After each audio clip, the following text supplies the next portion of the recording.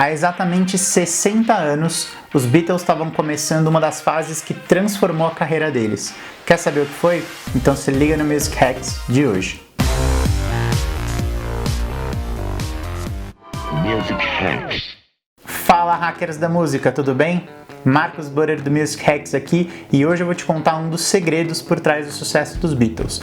Esse case e essas informações que eu vou trazer para vocês estão no documentário Anthology. Vou pôr aqui para vocês verem a capa desse documentário. É um documentário muito legal e muito completo sobre a trajetória dos Beatles. Só para vocês saberem de curiosidade, eu cresci ouvindo os Beatles, meu pai é um Beatlemaníaco, então era Beatles na mamadeira, Beatles no almoço, Beatles na janta, enfim, lá em casa a gente sempre ouviu muito e viu muitas histórias dos Beatles. E eu lembro quando eu tinha mais ou menos uns 10 anos e meu pai chegou com um box desse DVD do Anthology, a gente assistiu em família e tal. Mesmo sem nem tocar nessa época, eu ainda nem tocava violão direito, mas várias dessas histórias ficaram na minha cabeça e marcaram como foi grande o trabalho dos Beatles. Então se você é músico, se você é artista e não tem tanto conhecimento, primeiro eu recomendo você parar e fazer uma sessão de estudo aí e ouvir toda a discografia deles, porque foi muito importante pra música pop, e eu super recomendo você assistir esse DVD se você puder. Enfim, lançou em VHS, depois DVD, você deve encontrar em alguma loja online para comprar e assistir. E o que exatamente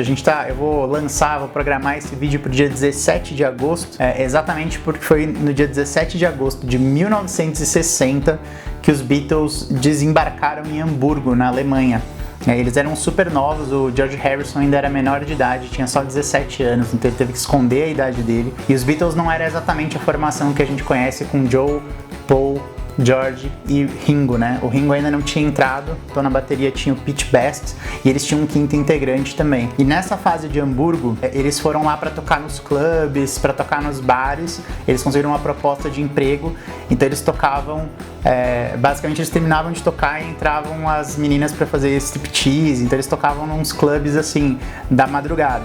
Eles chegavam a tocar, em média, até 8 horas por noite. E basicamente faziam um show de tipo terça a domingo. Então essa foi uma das fases mais importantes para a formação dos Beatles, que viria na sequência, quando eles lançaram os discos deles anos depois e fizeram um sucesso global que fizeram. Mas eles passaram ali uns 2-3 anos intensivos tocando em Hamburgo, e isso mudou, e tanto o Joe, quanto o Paul, quanto o George falam que aquilo mudou muito e foi essencial para a formação da carreira deles. Então assim, eu falo para vocês aí que vocês têm que colocar as 10 mil horas, que tem que estudar, que não tem atalho, que tem que trabalhar. E cara, até os Beatles tiveram que passar por essa labuta. Então assim, se inspira um pouco nessa história. Eles foram pra lá, inclusive parece que na primeira etapa, nos primeiros dias deles em Hamburgo, assim, dias não, né, meses, eles dormiam atrás de um cinema pornô, num quarto de 16 metros, não tinha nem chuveiro, eles tomavam banho no lavabo.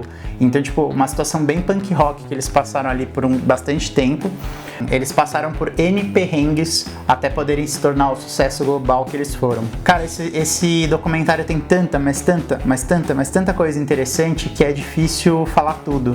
Para não deixar um vídeo tão longo, eu queria trazer um pouco essa questão dessa fase de Hamburgo, e acho que simbolicamente é legal porque a gente está lançando exatamente 60 anos depois que eles desembarcaram lá na Alemanha. Mas um outro aspecto que eu acho muito legal é ver a questão da competição e da composição dentro dos Beatles, né? Então eles eram bastante competitivos entre eles, principalmente o Paul.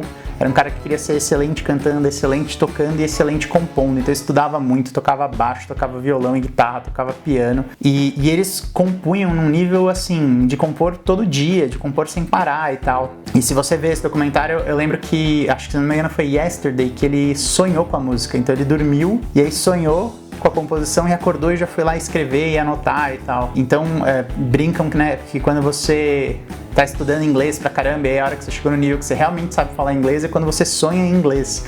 E eu acho que o nível máximo de composição é quando você já tá sonhando com as músicas e acorda ali com a música pronta que foi composta num sonho. E era mais ou menos nesse nível que o John e o Paul estavam.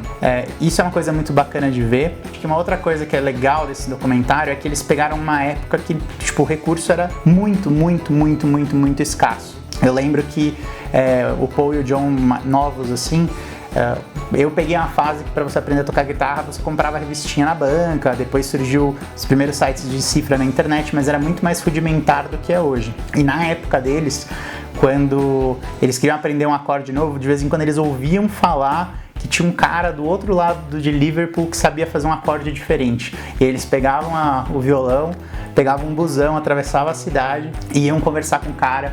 E eu, verdade, que sabe fazer um acorde novo, tal, me ensina aqui. E aí aprendia um acorde novo, e pô, tinha que viajar a cidade por um acorde. Então eles pegaram essa fase muito rudimentar e eles compunham tanto que eles não tinham como gravar, né?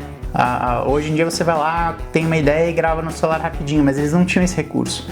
Então a lógica para selecionar uma música boa era se você lembrava ela no dia seguinte, porque os caras iam compondo e metade das músicas deles se perderam simplesmente porque eles esqueceram, né? Ele compunha e 1, 2, 3, 4, 5 dias depois não lembrava mais qual era a melodia, enfim, qual era a harmonia. Então um dos critérios para seleção de música eram as músicas que realmente não saíam da cabeça e ficavam e eram mais marcantes. E falando em marcante, hoje as composições do George Harrison são inclusive algumas das mais tocadas. Se você abrir o Spotify e ver o repertório dos Beatles, hoje em dia as pessoas consomem muitas músicas do George, mas nem sempre foi assim.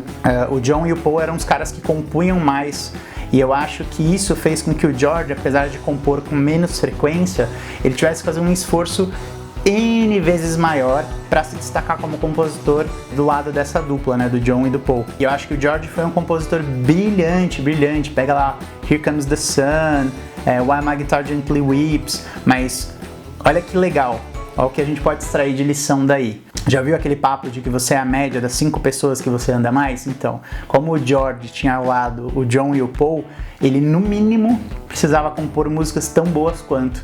Então, mesmo compondo com menos frequência e menos quantidade, essa convivência com certeza elevou aí o nível de composição dele de uma forma estratosférica.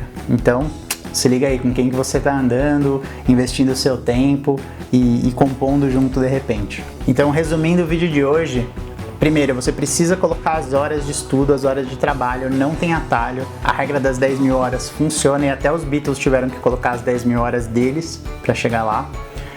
Cara, componha tanto, estude tanto, que essas músicas que você sonhe aí, se você chegar no nível de sonhar com a sua composição, isso é um bom sinal, né? E acho que a última coisa é uma das lições aí que eu extraio do George Harrison, você perceber o efeito que as tuas influências, as tuas parcerias, as tuas companhias têm no teu resultado, beleza? Se você aprendeu alguma coisa ou tirou valor desse vídeo para sua carreira, não esquece de deixar a curtida, o comentário, se inscrever aqui no canal e a gente se vê no próximo Music Hacks.